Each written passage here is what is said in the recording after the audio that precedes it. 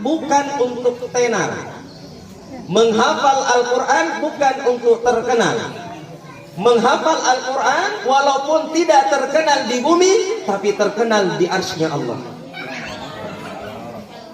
Tapi ingat anak-anakku sekalian, menghafal Al-Quran adalah mahkota, adalah kado yang kalian akan persiapkan untuk kedua orang tua kalian. Dan ini yang paling sering disampaikan oleh Tanya Abi. Apa yang beliau sampaikan? Nah, saya tidak butuh kamu jadi apa. Mau kamu jadi dosen kayak Etta, mau kamu jadi guru kepala sekolah kayak Mama, saya tidak butuh. Yang saya butuh adalah kadomu nanti. Saya di situ bilang, nyeletuk saya. Kan saya sudah kasih kado setiap ulang tahun. Beliau bilang, bukan itu yang saya maksud, nak. Kado akhir zaman. Apa itu kado akhir zaman? Kado akhir zaman adalah kado yang dipersembahkan seorang anak yang soleh, yang cinta Al-Quran, yang sayang dengan Al-Quran, yang di dalam bulan Ramadan ini disibukkan dengan Al-Quran. Setiap baca Al-Quran, dia lebih dahului doakan kedua orang tuanya, kemudian dia baca. Makanya Andre Guru Tak Syam Amir itu selalu pesankan kepada saya. Beliau bilang setiap baca Al-Quran, A'udzu billahi minasy syaithanir rajim. Sanuqri'uka fala tansa. Rabbighfirli wa liwalidayya wa lil mu'minina yawma yaqumul hisab. Bismillahirrahmanirrahim. Setiap anak-anakku baca Quran, baca basmalah, kemudian membaca sanuqri'uka fala tansa, berarti kalian telah titipkan hafalan Al-Quran kepada Allah.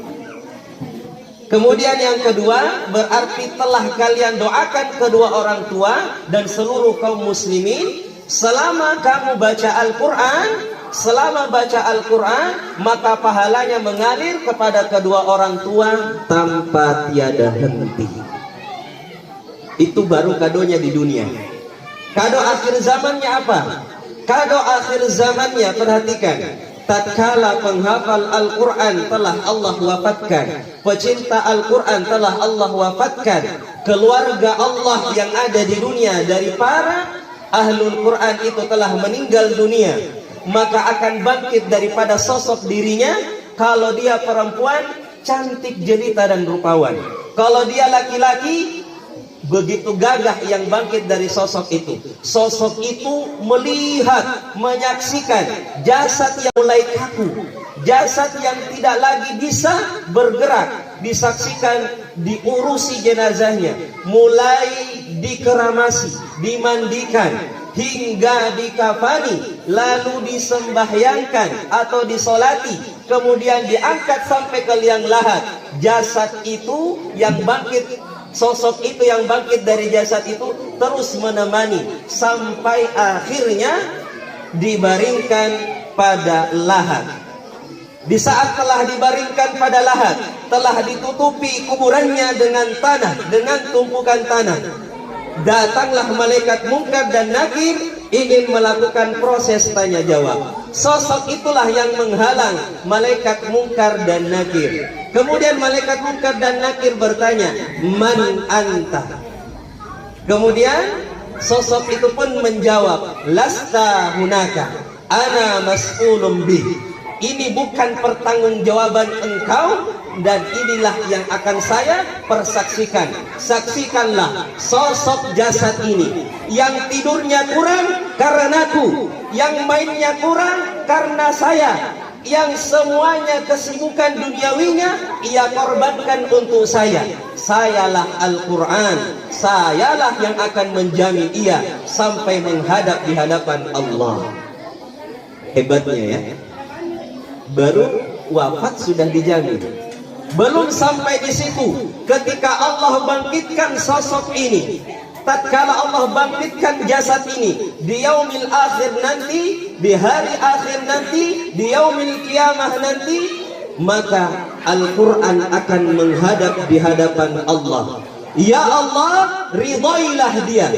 Maka 7 turunan keluarganya Allah berikan syafaat. Belum sampai di situ, Al-Quran masih minta lagi, ya Allah, berkahilah, rahmatilah dia. Maka inilah kado akhir zaman untuk kedua orang tua. Jangan bangga nak kasih ki kuetar anak tak. Jangan bangga nak kasih ki hadiah mobil anak tak. Jangan bangga nak kasih ki rumah anak tak. Jangan bangga dikasih kado hadiah ulang tahun anak tak di dunia.